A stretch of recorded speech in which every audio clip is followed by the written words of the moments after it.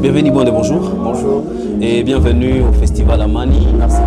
En entrant déjà sur l'espace associatif, on peut voir le stand du Parc national de Virunga. Quel message vous êtes venu donner aux festivaliers? Alors déjà, le Parc national de Virunga, comme vous le savez, c'est une aire protégée qui est essentiellement dans la province du Nord Kivu. Et donc le message avec lequel nous sommes venus ici, c'est toujours celui de la conservation et de la préservation de ces patrimoines qui nous appartiennent, de tout ce qui appartient à l'humanité ensemble. Le message, c'est aussi de dire qu'à côté des actions de conservation et de préservation de la faune et de la flore du Parc national de Virunga, nous sommes aussi en train d'accompagner le développement socio-économique des populations riveraines de ce parc-là, à travers justement le développement d'un certain nombre d'activités économiques et de développement, notamment l'accompagnement de l'agriculture qui, vous pouvez le voir, a donné le produit fini de chocolat que vous avez ici dans notre stand. À côté, il y a beaucoup d'autres activités dans ce sens. Il y a par exemple l'électricité au niveau de la province du Nord Kivu. Vous savez qu'il y a une bonne partie du territoire de Rutshuru, le territoire de Nyiragongo, le territoire de Beni, celui de Lubero et la ville de Goma même sont alimentés par l'électricité produite par Virunga Énergie, qui est une entité du Parc national de Virunga. Nous sommes dans l'accompagnement des entrepreneurs avec le crédit, un programme que nous exécutons en partenariat avec Equity BCDC. Tout cela pour accompagner la création des entreprises et justement permettre la création de richesses et œuvrer sur la réduction de la pauvreté. Nous sommes dans le tourisme. Il y a actuellement justement, c'est très compliqué avec la situation d'insécurité qui sévit dans la province du Nord Kivu, mais il y a quand même par exemple le site de Tchegera qui actuellement est très visité par les touristes locaux et justement qui montre à quel point si tous ensemble nous nous mettons ensemble pour travailler sur la conservation et la préservation du parc, nous pouvons tous en bénéficier ensemble. À ce niveau, parlons problème. Quel problème Virunga en République démocratique du Congo est venu résoudre et pendant le courant de cette année en cours, quelles priorités, quels problèmes? Par exemple, on connaît dans la partie Grand Nord, il y avait des problèmes avec les populations riveraines. Quels sont les problèmes que vous avez rencontrés et quelles sont les solutions que vous proposez? Vous savez, le problème avec les populations riveraines, moi je ne le prendrai pas comme des problèmes. On est des voisins, il y a le parc, il y a toutes ces populations qui entourent le parc et c'est tout à fait normal qu'il y ait des fois des points de discorde, mais qui sont très vite prises en charge et résolues de manière cordiale. Donc oui, il y a eu des incidents par-ci par-là, mais comme vous l'avez remarqué, nous sommes arrivés ensemble avec ces communautés-là à trouver des solutions idoines.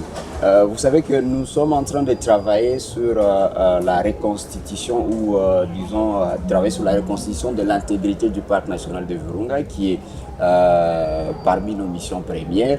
Et évidemment, il y a eu des envahissements, il y a eu des personnes qui exploitent des espaces dans le parc. Et justement, quand on est en plein travail de reconstitution de l'intégrité du parc, des fois il y a des couacs par-ci par-là, mais nous arrivons et nous avançons. C'est comme ça que vous avez suivi l'année passée, il y a eu un travail très important de démarcation de limites du parc national de Virunga qui a été fait ensemble avec le leader local, la société civile, les politiques et tout.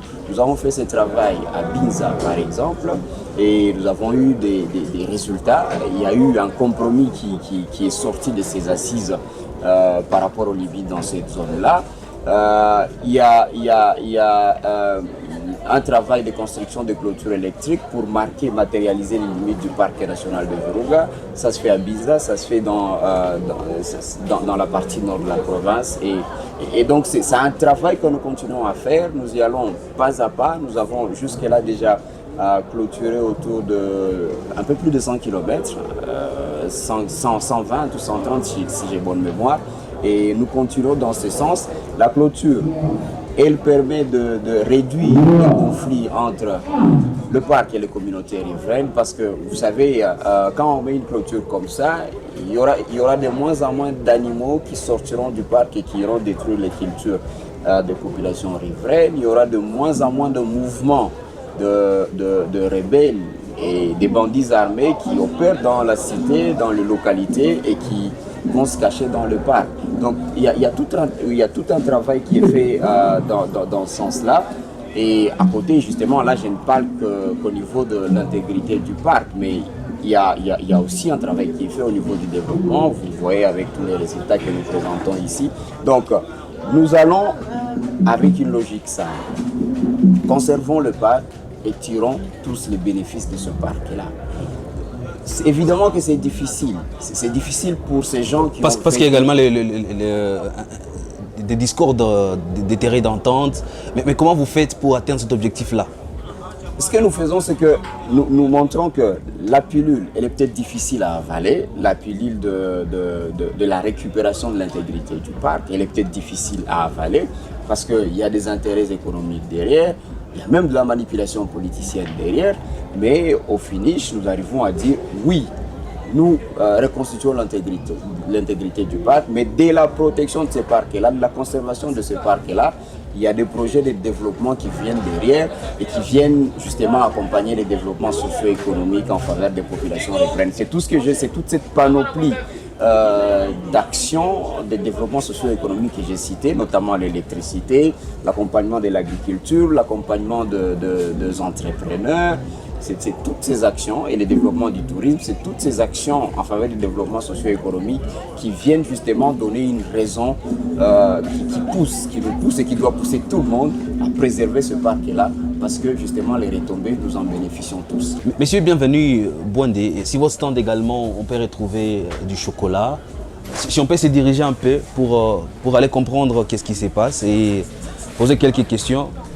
Ça c'est du chocolat produit avec du cacao, produit dans quelle province? Parce que nous sommes déjà dans la province du Sud Kivu. Justement, ça c'est le chocolat qui est produit par Virunga Origine, qui est aussi une des entités du parc national de Virunga. Et ça, c'est un chocolat qui est produit dans la partie nord de la province du Nord Kivu, avec du cacao produit localement. Je vous ai parlé de l'implication du parc national de Virunga dans l'accompagnement à l'agriculture. L'idée derrière, c'est d'aller organiser des filières locales, de les organiser, de créer une vraie chaîne de valeur, arriver à une production intensive et aller vers la transformation de cette production-là pour créer de la valeur ajoutée. Et donc, nous avons accompagné par exemple la filière cacao dans la partie nord de la province du Nord Kivu. Et évidemment, il y a eu une production intense du cacao. C'est le cacao que nous avons pris et que nous transformons pour produire ce chocolat-là. Il n'y a pas que le chocolat, il y a un très bon café que nous produisons dans la même philosophie, dans la même logique. Parce qu'il y a eu cette réorganisation de la filière café. La même chose avec l'huile de palme actuellement, la filière l'huile de palme qui est réorganisée et dont le produit final, l'huile de palme, est utilisé pour la production des savons sylvophrés qui sont vendus, que ce soit ici à Bukavu ou dans la partie est de la République démocratique du Congo. Donc on est dans cette dynamique-là et on continue. 2023, on pourrait aller vers la réorganisation de la filière blé. Et là, évidemment, vous comprenez que nous voulons aller vers la production suffisante en blé et évidemment, on ne va pas aller vers d'autres produits finis qui sont faits à base de blé. Merci beaucoup, Manuel. Merci beaucoup. Bienvenue, Bwandé. Nous allons continuer avec cette aventure et bonne exposition au Festival Amani. Merci, nous vous remercions d'avoir visité notre stand. Merci. Alors là, nous étions au stand du parc national de Virunga et on a eu la chance d'être en contact avec les chargés de communication du parc national de Virunga. On avait compris que c'est un travail de titans. Passer au festival Amani, à l'espace de l'Athénée d'Ibanda, dans la commune qui porte le même nom, en ville de Bukavu, en province de Sud-Kivu.